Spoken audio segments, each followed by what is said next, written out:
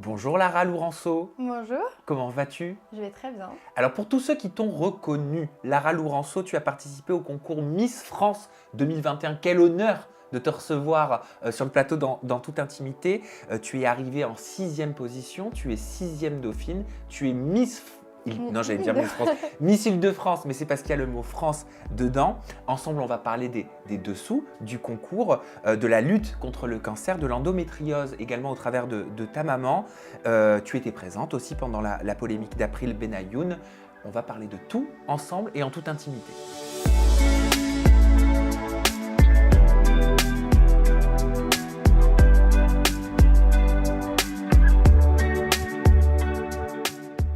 T'es toute jeune, hein, t'as 19 ans. Oui, je viens tout juste d'avoir 19 ans. Eh ben, bon anniversaire, Merci. félicitations. Avant qu'on en arrive au concours Miss France, à quoi ressemblait ton enfance? Et je crois qu'elle était au Portugal. Oui, exactement. Alors, je suis née au Portugal car mes parents ont été pour le travail, tout simplement. Et puis, à l'âge de 6 ans, donc, mes parents ont décidé de divorcer. Donc, ça a été un peu le moment où on remet un peu sa vie en question, même mes parents. Donc, ils ont changé de métier, etc. Et j'ai un peu poussé ma mère à venir en France, puisqu'une partie de ma famille était ici. Donc, je me suis dit, je pense que c'est le moment pour tenter et risquer et venir en France et tout simplement découvrir ma deuxième culture que j'avais déjà l'habitude bah, d'avoir, hein, puisque du coup chez moi au Portugal je parlais français à la maison, je regardais la télé française, mais à l'école donc je parlais portugais et j'ai appris le portugais. Donc je me suis dit pourquoi pas tenter cette nouvelle aventure. Donc je suis partie avec ma mère, mon père nous a rejoints un peu plus tard. Et donc en fait, ma mère, elle avait un peu peur, elle s'est dit, bon, elle est petite, elle prend des initiatives, mais justement, elle est petite, est-ce qu'elle s'en rend compte? Elle va un peu galérer à l'école, elle n'a pas le même niveau que les autres, etc. Donc ça va être un peu compliqué. Et en fait, je lui ai juste dit que pour qu'elle me fasse confiance et que j'allais réussir. Et aujourd'hui, je suis très fière puisque j'ai réussi mes études. Et je pense aujourd'hui avoir le même niveau de français que tous les autres enfants de mon âge, enfin tous les autres adolescents plutôt. Donc je suis très contente de mon parcours et très fière aussi. Donc tu rêvais de t'installer en France quand tu étais toute petite, mais tu rêvais pas encore du concours Miss France. Un peu des deux on va dire, parce que depuis toute petite, je regardais l'élection avec ma mère. Tous les ans, c'était un peu le rendez-vous de décembre. En plus, souvent, c'était proche de la date de mon anniversaire, donc c'était toujours assez sympa. Et puis, je me suis dit, bon, ça paraît tellement loin, inatteignable. J'avais vraiment pas pensé à le faire jusqu'à cette année, hein, plutôt l'année dernière, où tout s'est un peu accéléré puisque j'étais pas vraiment au courant. Ma mère, elle a décidé de m'inscrire, donc vraiment pour me pousser un peu à vivre mes rêves et vivre des aventures uniques et surtout me sortir un peu de ma timidité et me pousser un peu. Et elle m'a dit Mais voilà. ça, on va en parler. Mais Ok. cette timidité, c'est vrai que je t'ai vu en parler dans la presse. Elle vient d'où, cette timidité? Parce que je pense qu'elle remonte de loin, elle remonte de l'enfance. Oui, je pense que j'ai toujours été un peu une enfant timide, assez réservée, qui n'a pas vraiment l'habitude de rester avec beaucoup, beaucoup d'amis. Mais c'est vrai que au collège, notamment, j'ai eu des amis, mais j'ai jamais été la fille qui avait beaucoup, beaucoup d'amis non plus. Voilà, je parlais à quelques personnes, mais c'est vrai qu'avoir des amis proches, c'était compliqué. Pourquoi? Euh, bah, Justement, peut-être que je suis trop exigeante aussi en amitié ou je sais pas, mais c'est vrai que je pense que le collège c'est une période compliquée où on se cherche, on sait pas les réactions qu'on doit avoir ou pas, et en fait on se remet vachement en question. Et moi justement, au collège, je me suis un peu mis à part parce que je comprenais pas trop ce qui se passait autour de moi, mes amis, ce qu'ils pensaient de moi, etc. Et Tu parles de quoi? Tu parles de jugement? oui, je pense, oui, le regard qu'ont les autres sur moi, et je pense que c'est ça aussi qui contribue à la timidité, c'est de trop penser à ce que les autres pensent sur nous. Mais qu'est-ce qui te conduisait à te dire que les autres te jugeaient? Bah, le fait notamment que je sois venue de l'étranger, j'avais des difficultés du coup à l'école, hein, je pense que ce qui est normal, Hmm. puisque du coup les bases je les avais pas du tout, et j'ai dû donc travailler moi-même, et puis au début je m'en rendais pas compte, je calculais pas vraiment.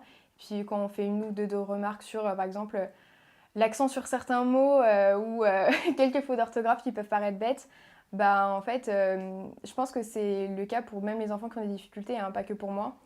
Bah, ça reste en fait sur un coin de la tête et après on se braque. Donc on a peur de parler en public parce qu'on a peur de faire des fautes et tout ça à cause de personnes qui nous ont fait des petites remarques. Après, il y a aussi le physique puisque c'est l'âge où on change, il y a la puberté et on n'est pas forcément confiante face aux autres filles puisqu'il y en a certaines qui le vivent super bien, qui n'ont pas de boutons, qui ont une peau parfaite. Et puis, donc en fait, je pense que c'est vraiment l'âge où on se compare aux autres, surtout aux filles. Et on se sent pas bien et on se dénigre. Et c'est là le piège, puisque moi, à ce moment-là, en fait, j'ai commencé un peu à me mettre à part. Et je pense que c'est là où vraiment ma timidité s'est accentuée, puisque j'ai commencé à avoir un regard fort et dur envers moi. Donc j'ai commencé vraiment à devenir timide et à me mettre de côté. Et je pense que c'est le piège qu'il faut surtout pas faire, puisque après, c'est dur de rattraper, puisque moi, début lycée, c'était impossible de lire un texte devant ma classe. Je veillais, je devenais tout rouge. Ça a dû être terrible lors du concours Miss France alors. Et oui, vraiment, même mes proches, ils y croyaient pas. Déjà pour Miss Île-de-France, c'était vraiment le moment que je redoutais le plus, c'était le discours. Et je me souviens, ça a été la veille au soir. Donc on était à l'hôtel avec toutes les autres Miss, enfin toutes les candidates à Miss Oui. Île-de-France.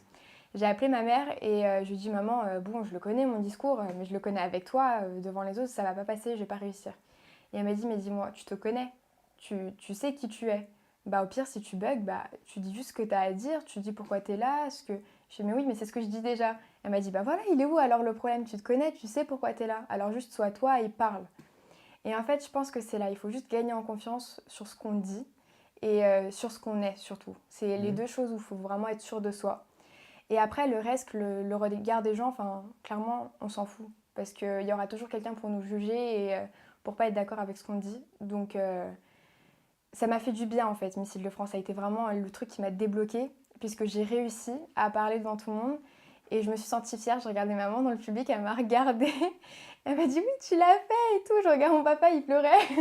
Donc, du coup, je me suis dit, là, je me suis sentie fière. Je pense que là, déjà, j'ai réussi une sacrée étape Bien dans ma sûr. vie. Et à Miss France, bon, j'étais déjà trop stressée pour penser à quoi que ce soit, mais ça m'a débloquée et c'est sorti tel quel, et puis c'était à peu près le même discours. On l'a dit en introduction, tu es jeune, tu as Ouais. 19 ans, donc l'adolescence en fait c'est loin et en même temps c'est C'est pas si proche, tu loin, vois. hein, ouais. Mais est-ce que tu as aujourd'hui, tu es en train de te construire en tant que femme, des séquelles, des résidus de cette période un peu compliquée? Je pense qu'on a toujours des résidus, ou en tout cas des souvenirs de cette époque, tous, je pense, puisque c'est vraiment le moment où il y a le changement, où on se remet en question. Et je pense que c'est ce qui nous forge et ce qui fait qui on est aujourd'hui. Donc moi, en tout cas, je suis fière des étapes par lesquelles j'ai dû passer. Et voilà quoi. Donc à refaire, même si c'était pas facile. Tu parlais du physique aussi tout à l'heure, tu parlais Mm. de l'acné quand on est adolescent. Oui. Euh, Comment tu te trouves aujourd'hui? Bah, c'est ça qui est compliqué parce que j'ai fait un concours de beauté, donc forcément, c'est ça qui a été dur aussi, j'ai envie de dire. Parce qu'aujourd'hui, quand on regarde Miss France, on se dit, elles ont fait Miss France, elles se trouvaient belles et elles ont de la confiance en elles, enfin, elles sont sûres d'elles, quoi. Et non, en fait, je pense que quand on fait ce genre de concours, c'est pas seulement. Enfin, je pense qu'il y a des filles qui doivent être très à l'aise, hein, justement, bravo à elles. Je pense aussi c'est pour avoir une meilleure image de nous, qu'on se sente mieux, qu'on gagne confiance. Puisque moi, c'est pas le cas, j'ai pas vraiment confiance en moi et moi, clairement, je vois pas pourquoi est-ce que je méritais ma place plus qu'une autre. Pourquoi est-ce que j'ai eu l'écharpe de 6e Dauphine ou j'ai été dans le top 15. Enfin, clairement, j'étais dans le public. Enfin, quand j'étais alignée avec les 15, je me suis dit, mais enfin, elles méritaient toute leur place. Donc, aujourd'hui, je peux pas dire que je mérite plus qu'une autre ou que je suis plus belle qu'une autre. Je pense que je rame un peu, mais c'est dur à... Je te Enfin, repose c'est la dur de question, mettre les mots. est-ce que tu te trouves belle? Bah, c'est compliqué. Non, mais c'est hyper dur de répondre à cette question puisque Ben moi je vais y répondre, pose-moi la question. est-ce que tu te trouves beau? Non, non, je D'accord. peux te le dire. Je suis pas le canon de beauté que j'imagine dans ma tête, c'est pas l'image de la beauté que je me fais.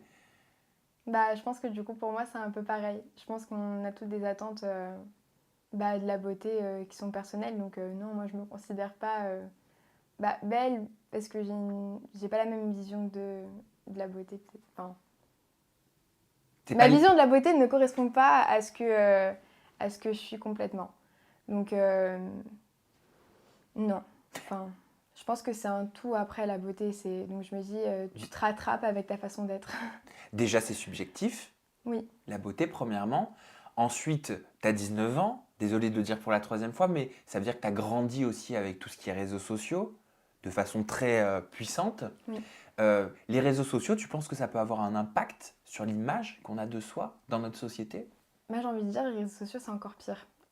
Justement, on peut se dire qu'avoir plein de followers, c'est être sûr de soi et de se dire, ah, bah, y a des gens qui me suivent, c'est qu'ils me trouvent belle, donc je me trouve belle et c'est plus facile de me prendre en photo. Alors que le piège, il est là, puisqu'on est beaucoup plus exigeant avec nous-mêmes. Enfin, moi, je sais qu'avant, je me prenais pas la tête avant de mettre une photo sur Instagram. Maintenant, je me dis, mince, il va y avoir 57 000 personnes qui vont la voir, qui vont regarder, qui peut-être vont se désabonner suite à de ça, qui vont pas aimer, qui vont trouver des défauts. Enfin, j'ai pas envie qu'on voit mes défauts, j'ai juste envie qu'on me voit autant que moi et que si on soit abonné à moi, c'est pour ma personnalité et pour mes valeurs. Et c'est ça qui est dur aujourd'hui dans les réseaux, c'est que les gens, j'ai l'impression qu'ils... Enfin, les personnes, elles se basent par rapport au physique et pour moi, c'est pas seulement ça, quoi. Donc c'est pas évident. J'ai envie de te faire réagir à certains propos de Enora Malagré, Oui. l'animatrice télé. En parlant du concours Miss France, elle a dit ce sont des femmes potiches qui doivent bien se comporter, ce sont des femmes valorisées par leur physique, et elle se demandait combien de temps ce concours archaïque, idiot et sexiste allait encore durer. Alors, il y a Est-ce que deux termes que en je vais adéquation avec ces reprendre. propos? Ouais. Donc, des femmes qui doivent bien se tenir, c'est ça. Mais je pense qu'une femme doit bien se tenir dans la société et peu importe comment. Enfin, je suis désolée, c'est pas que le concours qui va faire que tu dois bien te tenir. Pour moi, une femme doit bien se tenir dans la société en général. Est-ce qu'une Et femme se doit dire bien se tenir, se c'est pas ne tenir? rien dire. Mais est-ce qu'une femme doit bien se tenir ou est-ce qu'il ne faut pas dire une femme et un homme doivent bien se tenir? Oui, exactement, mais puisqu'elle parle de la position de la femme et la position de la femme, je suis désolée, une femme doit bien se comporter, que ce soit dans un concours de beauté ou hors un concours de beauté. Après, souvent, ce qu'on pense dans Miss France, c'est une fille qui est là et qui parle pas. Bah justement, en fait, c'est une image qui est en train d'évoluer là de Miss France. On choisit des filles qui sont des femmes modernes et actuelles, qui ont fait des études, qui ont des ambitions, qui ont des messages à faire passer, pas que des messages nunuches comme on pourrait le penser. Justement, en fait, pour moi, aujourd'hui, une Miss France, c'est l'image de la femme moderne française. Et c'est ça qu'on doit véhiculer, c'est donner de la force aux petites filles, leur donner envie en fait de devenir ces femmes-là, parce que c'est ces femmes-là qui iront plus loin dans la vie, je pense. Donc, en fait, se tenir bien, on peut avoir des propos très tranchés comme Enora Malagré, moi je l'apprécie beaucoup. On peut avoir et dire ce qu'on pense et vraiment aller droit au but et tout, le dire bien correctement et tout à fait être donc dans les bonnes manières, hein. Je pense qu'il faut tout faire tout simplement correctement. Et voilà. Et ensuite, elle a parlé de propos sexistes. De concours archaïques, idiots et sexistes. Eh ben, comment dire? Je pense que il n'y a rien de sexiste en fait dans son concours parce que si les femmes ont décidé en fait d'assumer leur corps et d'assumer que c'était des femmes et de se montrer comme ça devant des millions de téléspectateurs, il n'y a rien de sexiste en fait. Elles ont juste décidé d'assumer qui elles sont. Et puis on leur a pas mis le couteau sous la gorge quoi, pour être là. Et puis il y a eu cette polémique aussi des féministes qui sont contre Miss France. Je pense qu'on peut être Miss France et faire partie du concours Miss France et être féministe. Parce qu'être féministe, c'est juste croire en l'égalité des hommes et des femmes au final. Et il y a des concours de Mister France et tout. C'est juste que bon, il n'y a pas autant de presse qui est fait autour de ça. Alors pourquoi polémiquer sur Miss France? Ça marche bien, c'est le rêve des petites filles. Au final, on a l'occasion de vivre des choses qu'on ne pourrait jamais vivre. Alors pourquoi partir dans des débats aussi loin? Enfin, voilà, tout simplement. Ben merci pour ta réponse. Comment tu es arrivée à Miss France? Il y a eu forcément Miss Île-de-France. Oui. Il y a eu quelques embûches parce que tu as été élue avec un pied blessé, hein, Oui. c'est ça? Oui. Ça, c'était pour Miss Île-de-France, oui.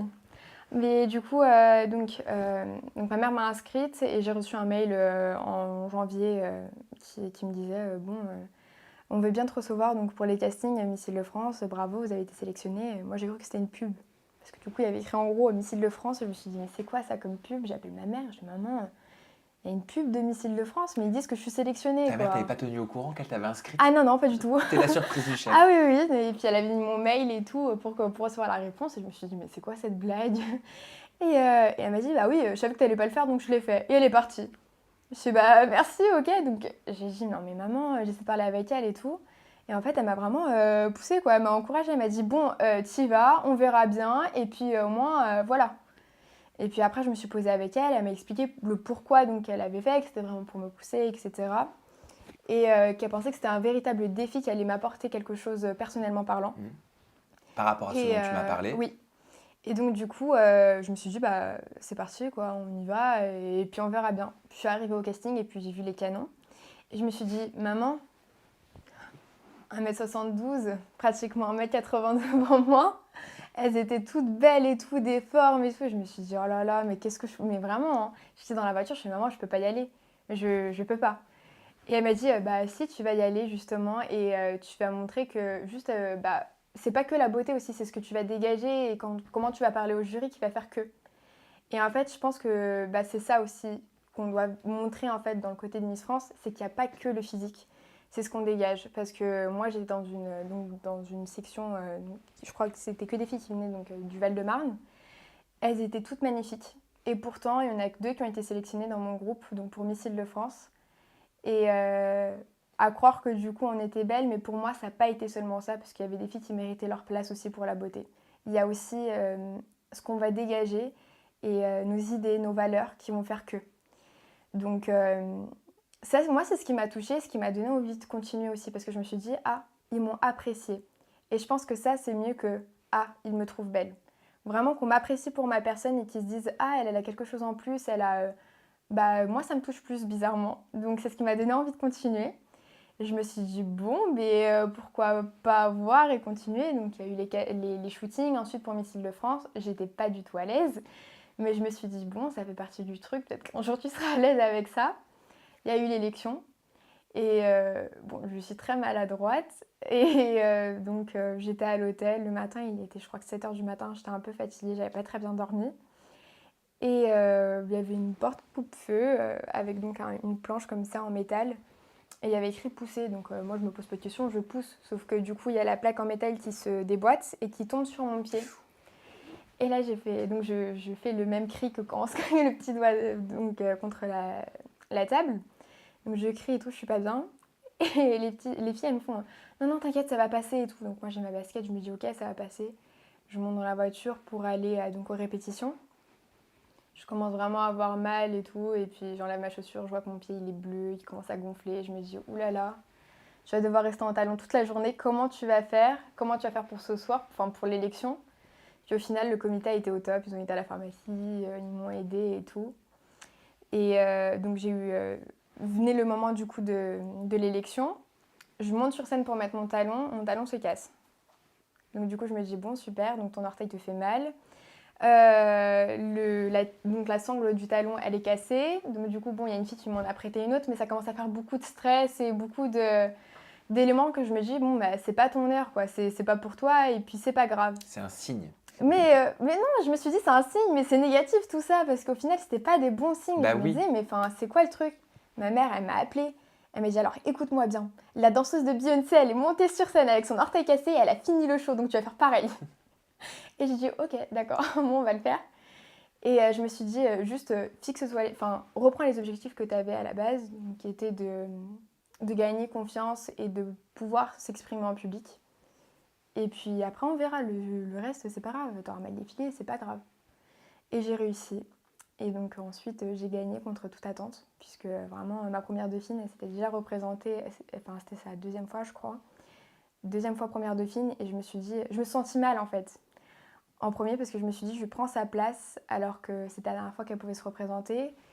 Et puis pour moi elle méritait plus en termes de beauté. Donc du coup je me suis sentie mal.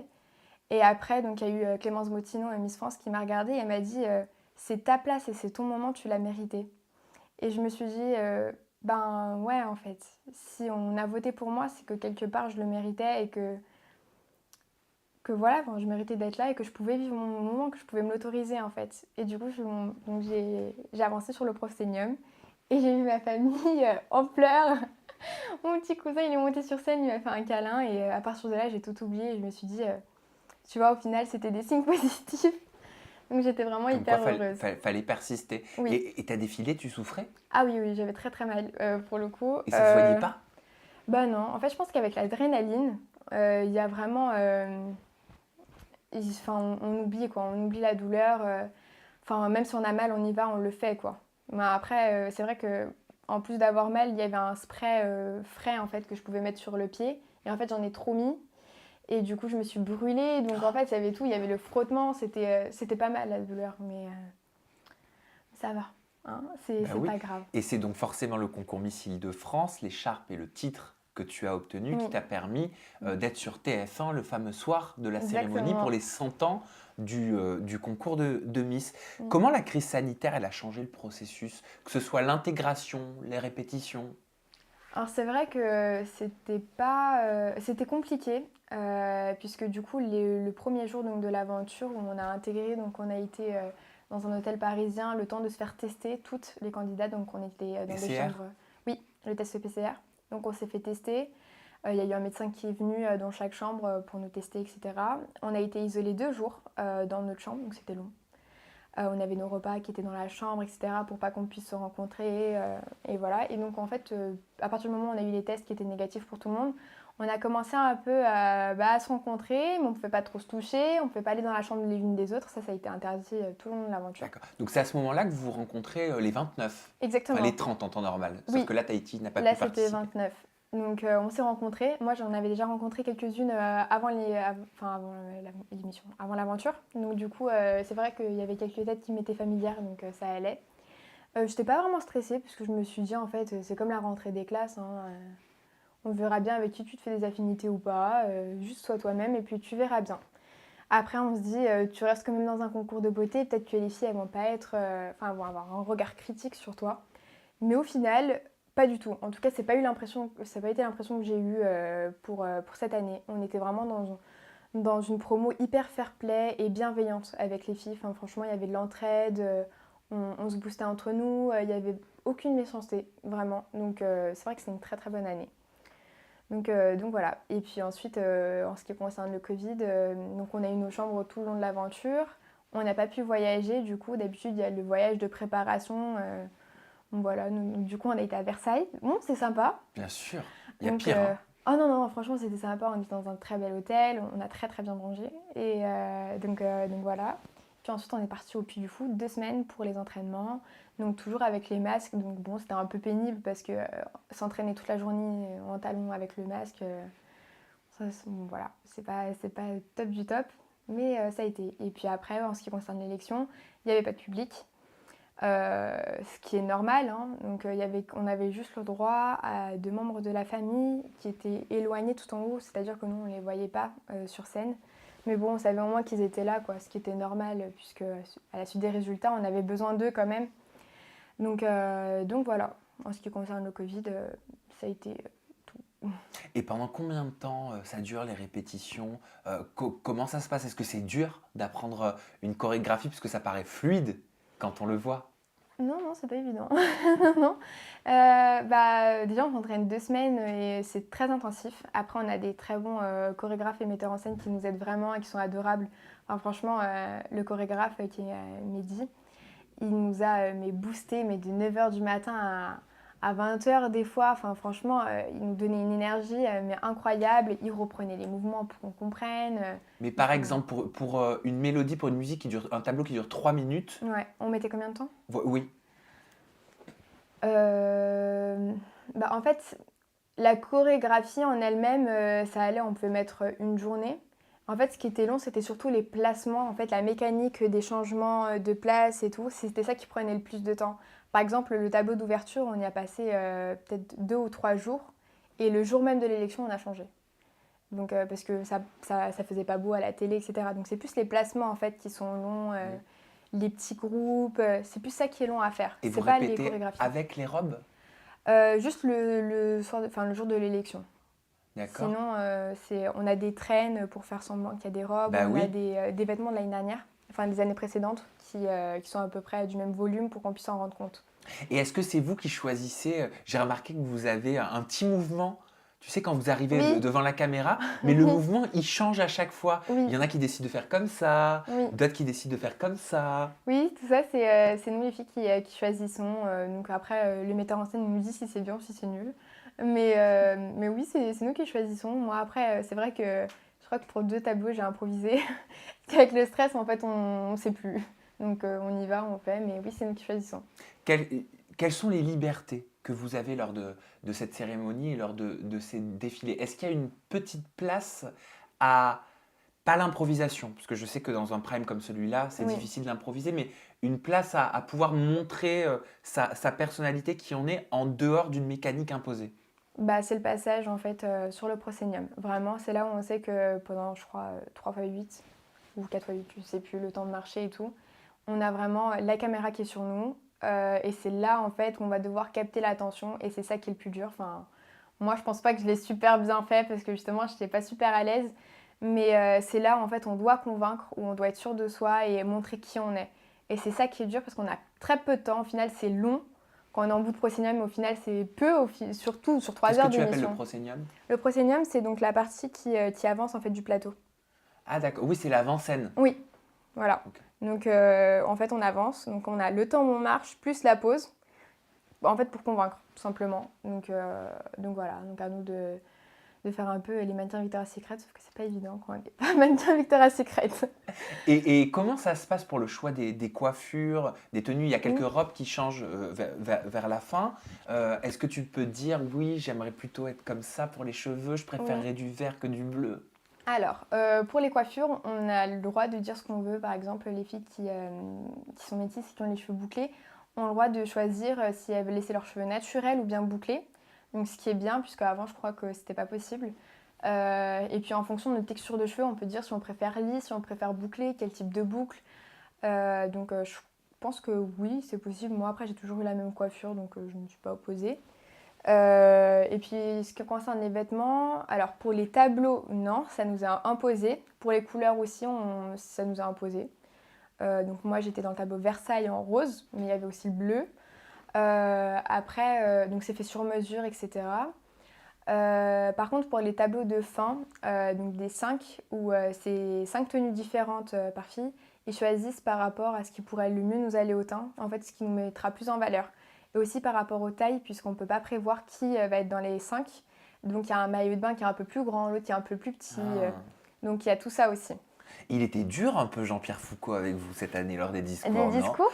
J'étais devant ma télé, j'ai dit, dis donc, c'est C'était court, hein. rac-tac, maître d'école, Oui. si ça dépassait 30 secondes, c'était... Mais après, c'est compréhensible, on est 15. Et si on dépasse les 40 secondes, non seulement le téléspectateur il décroche, mais pour les candidates qui sont derrière et qui stressent, c'est pas hyper sympa non plus.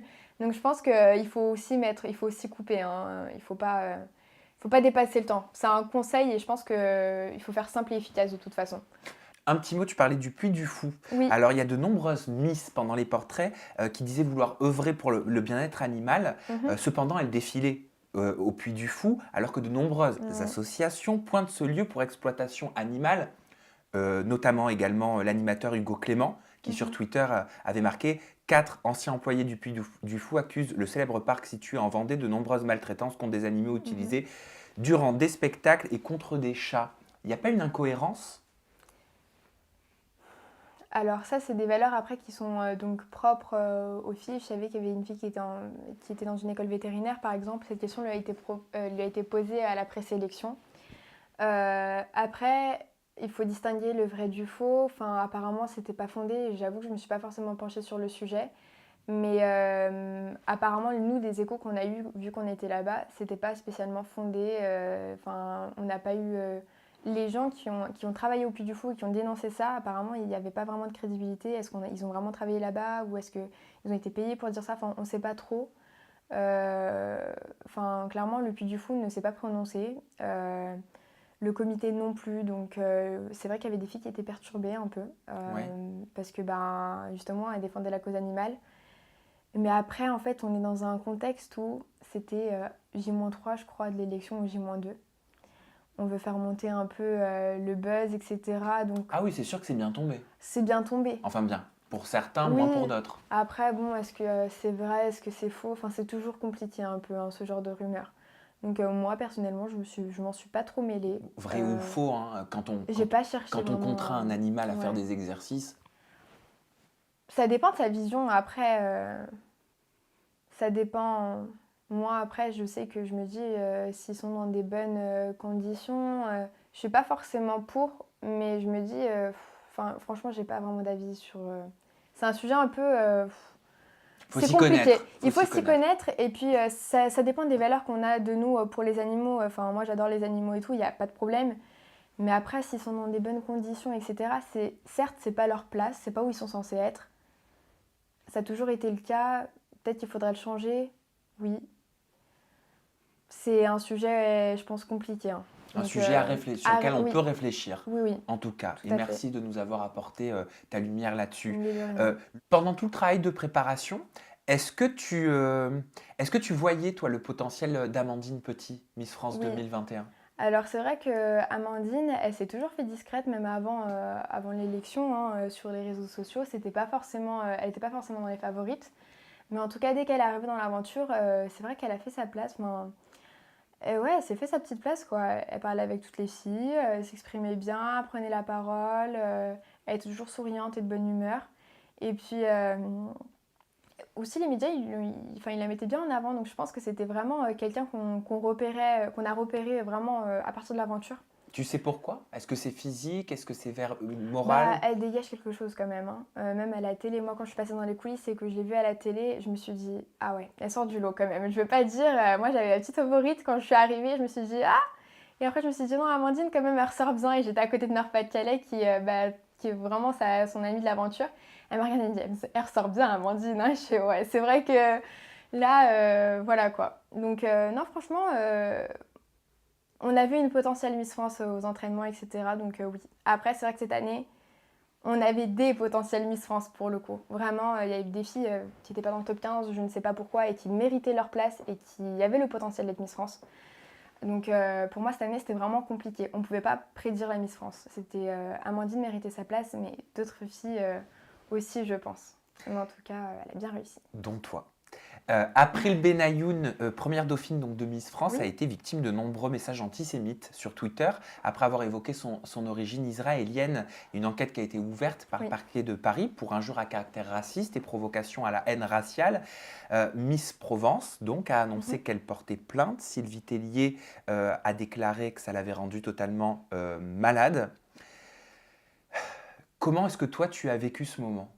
Mais moi, je pense que c'est complètement inadmissible qu'il y ait des gens dans les réseaux sociaux qui se cachent derrière des faux comptes ou quoi que ce soit pour tenir des propos comme ça. Je pense que c'est des gens qui n'ont pas de valeur et qui manquent un peu de...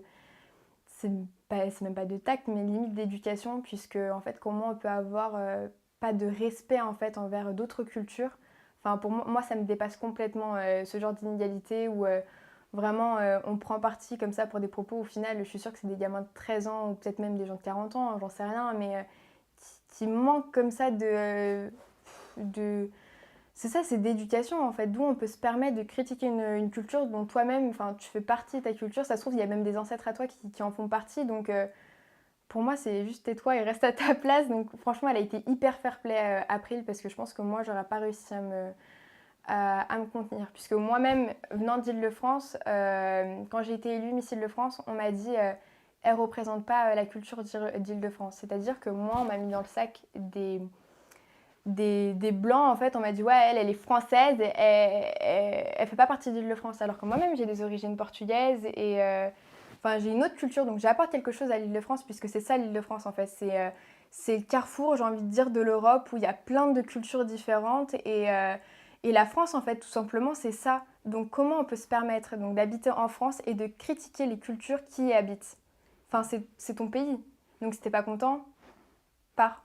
Mais comment est-ce Donc qu'on peut éviter ça? Je sais que tu fais pas de on peut politique, pas, mais on peut pas. qu'est-ce que le gouvernement pourrait mettre en place pour éviter ces comptes et Je pense j'allais dire qu'il liberté, mais c'est non, je pas pense des qu'il doit y libertés, c'est avoir condamnable. il y a déjà, je crois que sur Instagram, il y a un truc où mais en fait, ils condamnent pas, Mais en gros, si jamais il y a quelqu'un dans les commentaires qui met des mots dont toi, t'as bloqué, en fait, tu peux bloquer les mots sur Instagram. Et s'il y a des gens qui écrivent par exemple t'es moche alors que toi, t'as bloqué le mot moche, ça apparaît pas et la personne est automatiquement bloquée, je crois. Oui. Je pense que sur les réseaux sociaux, il devrait y avoir une sécurité comme ça, où dès qu'il y a des mots racistes ou antisémites ou quoi que ce soit, des mots qui n'ont pas lieu d'être, tout simplement la personne se retrouve bloquée, on leur envoie directement une amende ou quoi que ce soit. Mais est-ce que ça les stoppera? Absolument pas. Mais malheureusement, on ne peut pas empêcher des personnes avec des mentalités restreintes comme ça de changer. Donc j'ai envie de dire qu'ils restent avec leur mentalité nulle, vraiment qui les amènera nulle part. C'est pas grave, c'est leur problème, mais que au moins ça ne porte pas atteinte aux autres. Donc voilà. Et il y a également Geneviève de Fontenay, donc Mm. l'ancienne présidente du comité Miss France, qui a publié un message qui a surpris certainement Oui. Sylvie Tellier. C'était le 19 décembre dernier. Au travers d'un communiqué de presse, elle a félicité la grande gagnante donc, du concours 2021, Amandine Petit. Elle a salué l'hommage qui lui a été rendu à Sylvie Tellier pour le centenaire du concours. C'était inattendu. Oui, c'était inattendu, mais bon, je pense que c'était. Enfin, tous les ans, on attend un peu son message, etc. Donc c'était inattendu, c'était bien après de la voir si c'est vraiment ce qu'elle pense, etc. Bon, ça reste toujours un peu à mesurer et à voir, quoi. Mais c'est vrai que, bon, son message était plutôt positif, étonnant, mais on prend, hein, Mais est-ce tout que ce qui tu vient penses que d'elle. c'est une façon d'enterrer définitivement la hache de guerre? Non, je pense pas. Je pense qu'il y a toujours cette petite rancœur de la part de Geneviève. Parce que juste avant Ouais. l'élection, c'est vrai que Geneviève, elle avait aussi passé un coup de gueule pour le coup par rapport au Covid, les restaurants, les Oui, hôtels. voilà. Bah, c'est ça en fait qui est un peu bizarre, c'est ce que je dis. Elle félicite autre part, mais enfin, elle va critiquer aussi. Donc, je pense que elle attaque pas forcément Miss France en soi, par exemple, par rapport au Covid. C'est normal, ok, on comprend. Et enfin, moi-même, ma famille a critiqué puisqu'il y a une partie. Enfin, mon père est restaurateur aussi. Donc lui-même, il s'est dit pourquoi est-ce que les Miss ont le droit et tout. Mais après, quand on voit que toutes les règles sont respectées et que c'est vraiment dans une bulle, enfin même pour les films à la télé, il y a la cantine hein, pour les acteurs et tout, pourquoi nous on n'aurait pas le droit? Enfin, je pense qu'il faut mesurer et adapter, donc il faut toujours être dans le bon balancement et Geneviève de Fontenay, des fois je trouve qu'elle le fait maladroitement. Donc bon, Elle aurait c'est un pu être peu... là pour les 100 ans du concours? Je pense qu'elle aurait pu être là. Après, bon, ça aurait été un peu inattendu. euh, mais je pense qu'elle aurait pu venir parce qu'elle fait partie de l'histoire de Miss France en fait. C'est un personnage mythique. Et moi, en tout cas, j'aurais bien aimé la voir. J'aurais bien aimé bah, qu'elle soit là, quoi. Je pense que ça aurait fait plaisir à tout le monde. On vous en Alors que... parle de Geneviève pendant les trainings, avant Miss France, de la façon dont ça a été créé? Ça fait partie du processus d'éducation? Alors, on nous parle pas vraiment de Miss France et d'avant, en fait. Parce qu'en soi, on connaît tout un peu l'univers, donc on est informé quand même. Donc, on ne nous parle pas forcément de Geneviève de Fontenay. Mais après, nous, entre nous, on sait qu'elle fait partie des piliers de Miss France, qu'on le veuille ou pas. Hein, mais donc, non, non, franchement, on a notre avis. Enfin, non, l'histoire de Miss France, on la connaît, quoi. Après, eux, ils vont pas nous raconter tout ça. Ils pensent plus au futur et à l'après Miss France. Tiens, bah, en parlant de l'après, je te propose de regarder ensemble une petite vidéo extrait de ton compte TikTok, tu la Ouais. commandes juste après. Ok.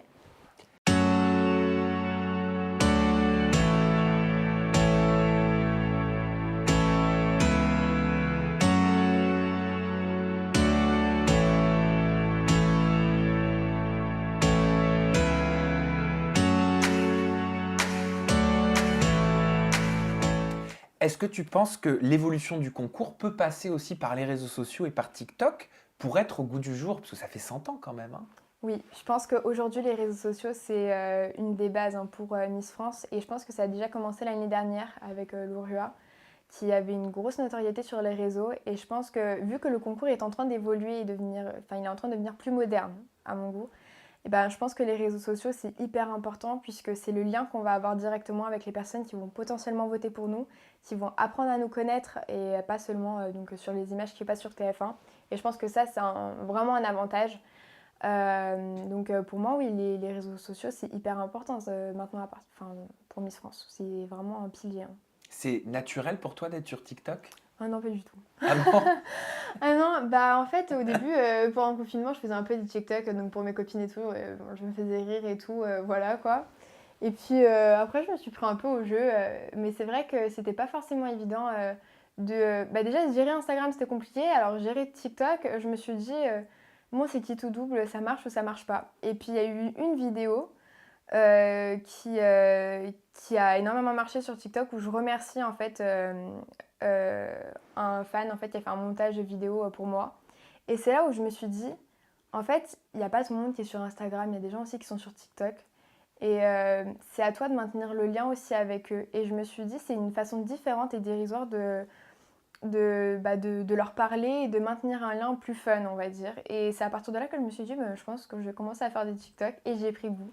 Donc voilà, à la base, c'était pas vraiment naturel. Enfin, c'était naturel pour le confinement puisque c'était que pour mes amis. Et puis après, c'est devenu naturel en remerciant ceux qui me soutenaient, quoi. Et enfin, Lara, j'aimerais te laisser la parole pour pouvoir t'exprimer librement sur deux combats qui sont importants et chers à tes yeux. C'est l'endométriose et la lutte contre le cancer. Exactement. Alors, du coup, moi, c'est un sujet qui me touche tout particulièrement étant donné que ma mère a été atteinte donc, de l'endométriose et donc ça depuis l'âge de ses 17-18 ans. Et c'est vraiment le combat d'une vie. On a tendance à dire que le cancer est un combat d'une vie. C'est le cas, mais l'endométriose aussi. Surtout que l'endométriose, c'est une maladie grave qui peut aboutir à des cancers. Moi, ma mère, elle en a eu 3 suite à l'endométriose et on n'en parle pas assez. Maintenant, j'ai l'impression que c'est devenu un peu la maladie tendance où les filles ne savent pas si elles l'ont ou pas. Mais c'est une maladie qui est grave et quand elle peut vraiment détruire une vie dans le sens où on nous dit souvent, ouais, l'endométriose, si tu as un enfant, bah, ça nettoie tout, t'inquiète, après tu n'auras plus l'endométriose. Bah non, c'est des conneries en fait, l'endométriose, même si tu as un enfant, je suis là, ma mère l'a toujours. Et c'est une maladie tellement traître, il suffit qu'il y ait 1 mm, donc en fait c'est une maladie qui va se propager au sein de tout le corps, hein. Ma mère elle en a eu jusqu'à l'œsophage, donc pour dire, alors qu'à la base c'est une maladie qui reste au niveau des ovaires et de l'utérus. Et en fait il suffit qu'il y en ait un tout petit peu, c'est comme une masse en fait qui va se déplacer. 1 mm ça suffit, ça va se développer pendant peut-être 3 ans, 4 ans, et puis un jour ça peut être fatal. Et ça vient comme ça, et puis on a des douleurs qui sont horribles. C'est vraiment une maladie invivable d'ailleurs. Eleonora Malagré en a déjà parlé puisque elle-même elle est atteinte. Et je suis contente aujourd'hui qu'il y ait des personnes comme ça avec une autorité qui en parlent. Et je pense que c'est pas les seuls qui devraient avoir l'opportunité d'en parler. Je pense que les filles de mon âge devraient en parler aussi. Moi, j'ai la chance de ne pas être atteinte, mais des fois c'est héréditaire, donc je ne sais pas si un jour je vais me mener enfin, je vais l'avoir ou pas. Mais il y a des filles qui malheureusement l'ont dès l'âge de 15 ans, à partir de leurs règles, 16 ans, 17 ans. Et c'est vraiment une maladie qui peut anéantir toute une vie. Il n'y a pas assez de recherches qui sont faites avec, on ne peut pas la détecter facilement, on est obligé d'opérer pour la détecter. Donc pour moi, c'est important d'en parler si vous avez mal pendant vos règles, si il y a des douleurs qui ne sont pas normales. Ce n'est pas normal d'avoir mal à ce point et il faut absolument en parler, vraiment. Eh ben merci. Merci Voilà. infiniment, Lara, pour notre échange, notre entretien, notre discussion Bah, et les merci mots à toi. que tu as employés. Ton compte Instagram, c'est Lara Lourençoff, hein, Oui. et ton compte TikTok, c'est Lara Ah, Lourençoff aussi. Ouais. Merci à vous pour votre fidélité. On se retrouve très bientôt avec une nouvelle personnalité, toujours des confidences en toute intimité. Et bien sûr, on reste positif parce qu'on l'a compris hein, ensemble, il n'y a que ça qui nous permet d'avancer dans la vie, même si on se fait mal à la cheville. Exactement.